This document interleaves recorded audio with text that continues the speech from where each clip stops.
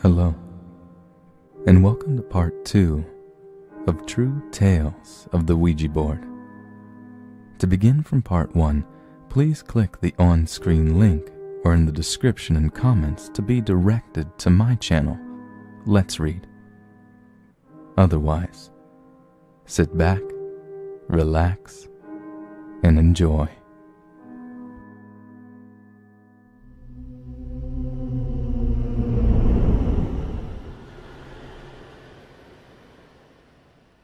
Is the Ouija board a harmless toy?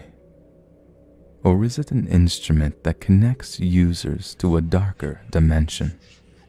Or perhaps, does it tap into the unconscious, where our own fears and powers of suggestion create sometimes frightening experiences? Listen to these tales of the Ouija and decide for yourself. Number 1. I am in my late 30s and now living in Massachusetts where I grew up.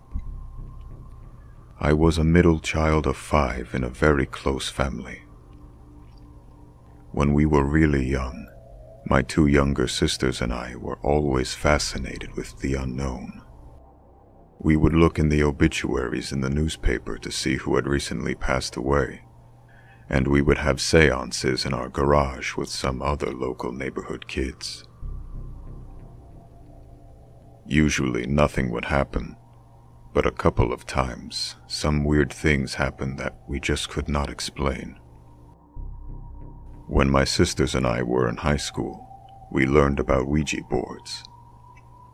We bought one and began to play with it. 2 of us would get on it, and the other would write everything down. At first it was fun. We talked to several different spirits that told us where they were from and about their families. This went on for weeks. Then, gradually, things started getting a little scary. Eventually, every time we got on the board, the same spirit would come on, who was not very nice. He told us he was the devil, and he was going to get us somehow. He called himself Zozo. When a friend of ours confronted our priest about this name, he got very angry and told us we should not be playing with Ouija boards. They were not toys, and we could get into trouble. He gave his Sunday sermon on the subject. Needless to say, we stopped playing with it. While still in high school, one of my sister's best friends lost her sister in a van accident. She and her sister were very close.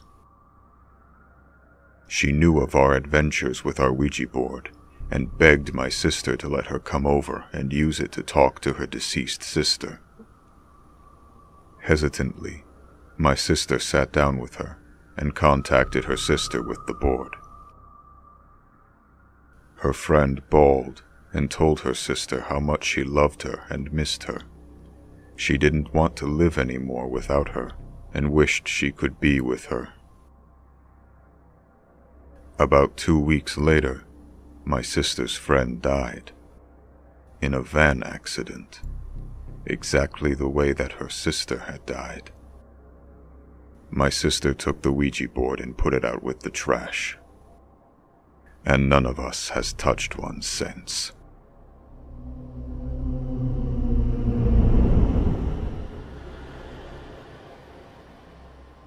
Number 2. The first time I ever saw a Ouija board being used, I was the only male in the room. I wasn't using it. I was standing there watching. I didn't see anything to indicate that the little plastic thing with the window in it was moving on its own. I would have sworn that my girlfriend and her friend were moving the thing. We were in my girlfriend's house. They wanted to talk to the person who lived in the house when it was first built. They got an answer. J. McGillicuddy. I thought they were full of it, making it up as they went along. But then again, there's no way that they could have both come up with the same fictitious name. And I know they didn't plan it ahead of time, because up until an hour prior, they didn't even know the board was in the house. I found it up in the attic when I was weather sealing a drafty window. They got a second answer. The house was actually built at another location in 1913, then moved to its current location. I had noticed on the outside of the house that there were these big round things still attached to the house that looked like big round chain links. Those were to strap the house down when it was moved.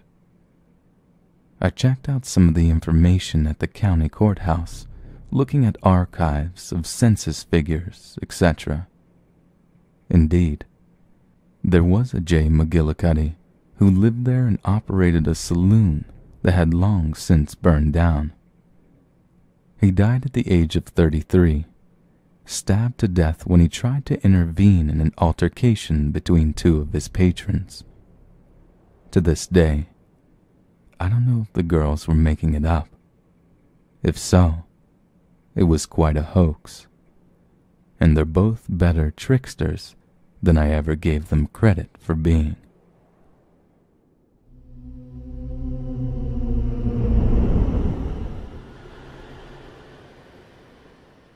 Number 3.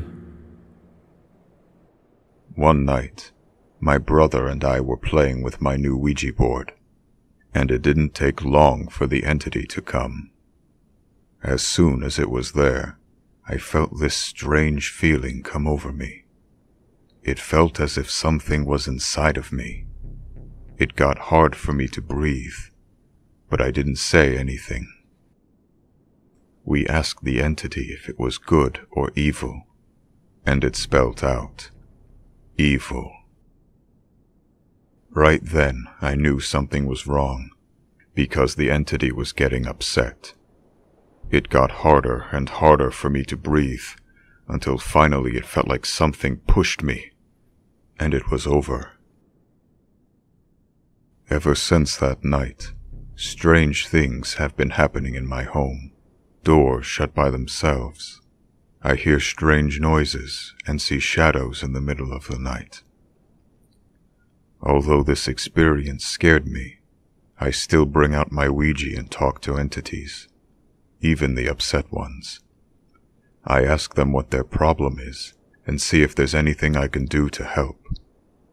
I just hope I never run into that same entity that tried to choke me.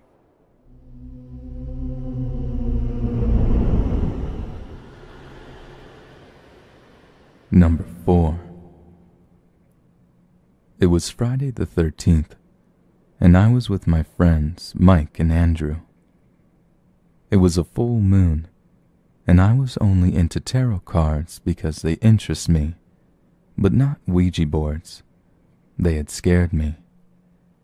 But Andrew said he wanted to try it. So Mike took it out, and I sat on the bed, being the recorder.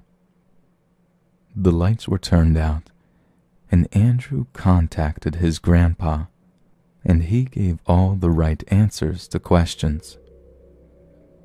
Then the candle flames started to rise, so we stopped, but decided to use the Ouija board again the next day. We did, but this time the story is a little different. We used it at Mike's house first, and we got Andrew's grandpa again. We told him to go to Andrew's house because we had to leave Mike's. At Andrew's, we went to his room and started talking to his grandpa again. But the one question Andrew asked, just to make sure it was really him, the board just spelled A-Z-A-Z-A-Z-A-Z over and over again, and then told us to go to hell. The light flickered, and we went back to Mike's house. We used the board there, and Andrew's grandpa came to the board and said it wasn't him that had been so rude. He said it was the devil. We asked if we could go to his grandpa's house, and he told us no several times, but we went anyway. We were about several blocks away when the tire on my bike popped as soon as it hit the street. I was in shock. My tires had been in perfect shape, and they just popped. I told Mike and Andrew that I didn't want to use the Ouija anymore, and they said, "Let's ask him one more question." They were becoming obsessed. So we did. Andrew asked the spirit, Andrew's grandpa, to come into our dreams. I had a dream that night that I was in a new house with a huge backyard, but it was foggy and full of vines. I went into a little hut and saw an ant trap and picked it up. As soon as I did, huge bugs came out all over me and I ran. The moment I ran out of the hut, I saw a man in black smiling at me, taunting me. Then he ran up to me, and I woke up. The next day, I told Andrew about my dream, and he said by the description I gave him of the guy in my dream that it wasn't his grandpa, and he had the same man appear in his dream. I must mention that I had candy on me that day, Sour Patch Kids, and every color I picked out was yellow. 80% of the candy in the bag was yellow. What the Ouija board told us was Andrew's grandpa's favorite color. I ran home and wrote on a piece of paper, purple, the color of the candle we used the first night, yellow, his favorite color, and Thomas, his name. I spelled out those 3 words, and through numerology, it came out to 666. Whatever we were contacting was not Andrew's grandpa. I put on my rollerblades, grabbed the paper, and was about to go to Mike's house when my friend Fran appeared at my door. I told her what had happened, and the paper blew out of my hand. Out of nowhere, a breeze had come. I skated over to the paper when I heard Fran scream my name. I turned around and I fell on my face with the paper in front of me. About 8 months later, I wasn't hanging around Mike and Andrew like I used to. Over the summer, I had become closer with new friends, mostly girls, but especially with a girl named Christina, who was very superstitious. She said that she met a girl named Laura, who was raped and had died. Christina wanted to talk to her again tonight, through the Ouija board. I hesitantly said okay. When we used the board, we contacted an old woman named Harriet Finger, who died and who used to own Christina's house.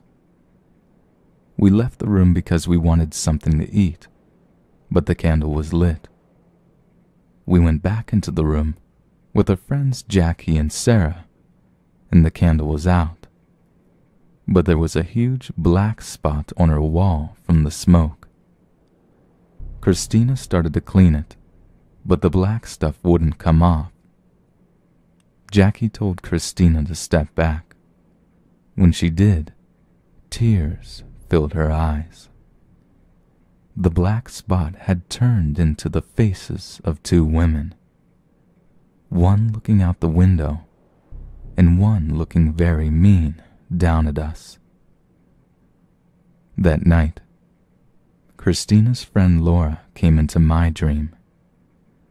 I saw what she looked like and how she died.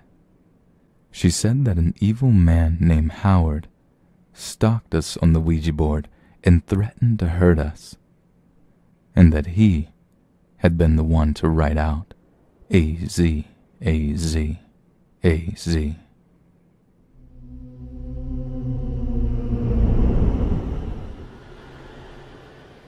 Number 5. About 20 years ago, my friend and I decided to start playing around with the Ouija board I received for Christmas. In the interest of fair play, we did it as the box suggested, sitting on chairs facing each other with the board on our knees. We closed our eyes and had my sister act as secretary, recording each letter. My sister was about 13 and was not making anything up, as different friends also stood in for her when she wasn't around. Within minutes, we began to receive sentences that made sense. Eventually, the board told us we were communicating with someone named Savatu. He said he was an Incan warrior and that he wanted to talk to us. My friend and I became addicted to this game, and for weeks we would sit in my room, light incense, smoke cigarettes, and have sessions. Savatu would tell us jokes and ask us questions. After a few weeks, the nature of the messages changed. They became somewhat intimate, menacing, and rude.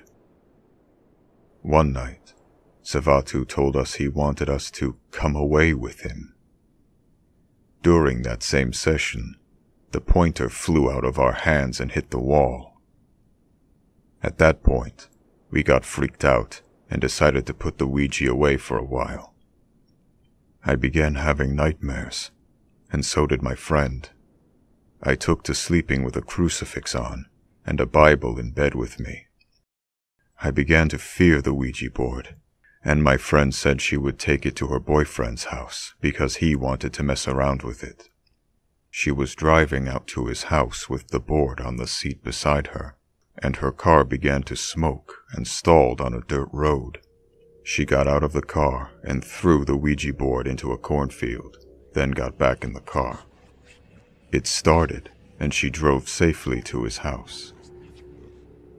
I was very fearful for about a year or so afterward that I was being haunted, but eventually the fear went away. I have never again touched a Ouija, and do not intend to.